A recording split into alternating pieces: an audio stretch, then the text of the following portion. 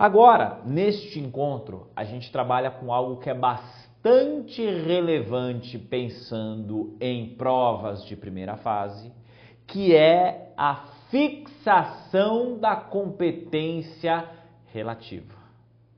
Além da fixação da competência relativa, saber se uma causa vai ser ajuizada em Brasília ou em Goiânia, saber se uma causa vai ser ajuizada em Cuiabá ou em Campo Grande, a gente tem que saber também quando uma causa pode ser julgada pelo juiz do Brasil ou pode também ser julgada pelo juiz do exterior.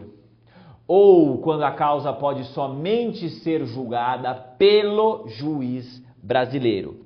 Portanto, a gente está trabalhando com regras de fixação de competência. Isso é bastante regulado pelo Código de Processo Civil.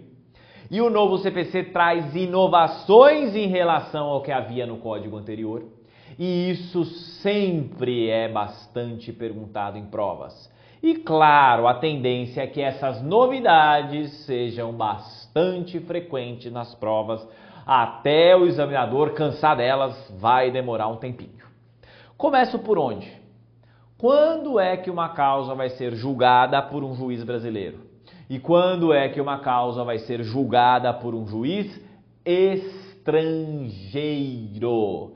Estamos falando da causa chamada competência concorrente e da chamada competência exclusiva. Onde está a competência concorrente? Artigos 21 e 22 do novo CPC. Vamos acompanhar quais são as hipóteses. Por favor.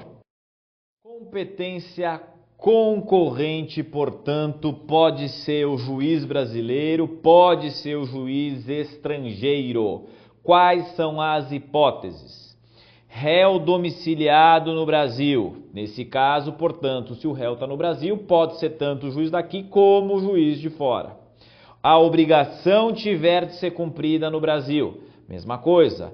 Ou fundamento da causa, portanto, a causa de pedir da demanda seja fato ocorrido ou ato praticado no Brasil. Essas três situações já estavam previstas no sistema anterior. As próximas três são novidade. Ação de alimentos se o credor tiver domicílio ou residência no Brasil ou o réu tiver algum vínculo no Brasil. Como assim? Bens no Brasil ou renda no Brasil. Além disso, tratando-se de causa de consumo, relação de consumo, consumidor domiciliado no Brasil pode ajuizar aqui. Claro que houve um objetivo expresso para essa novidade, para essa inovação, principalmente pensando em compras de internet. Então, quer dizer, a justiça brasileira é competente para apreciar alguma compra feita pela internet se apenas o consumidor estiver no Brasil. Agora, como é que eu vou conseguir cumprir essa decisão no exterior via carta rogatória? É uma outra história e dificuldade. Pensando numa prova de primeira fase, essa é uma excelente pergunta, tanto no processo civil quanto no direito do consumidor, não é verdade? Mas, voltando, o que mais que a gente tem? Quais são as outras hipóteses? Prosseguindo.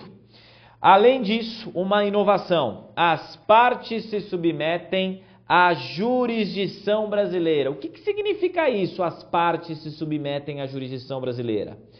Há o processo no Brasil e não há impugnação pelo réu, ainda que não seja nenhuma das hipóteses anteriores. Então, quer dizer, eu preciso ter a competência concorrente em algumas situações. Então, vamos falar, eu estou falando de dois estrangeiros litigando no Brasil e ninguém fala nada. E se ninguém fala nada, significa que as partes se submeteram à jurisdição brasileira, ok?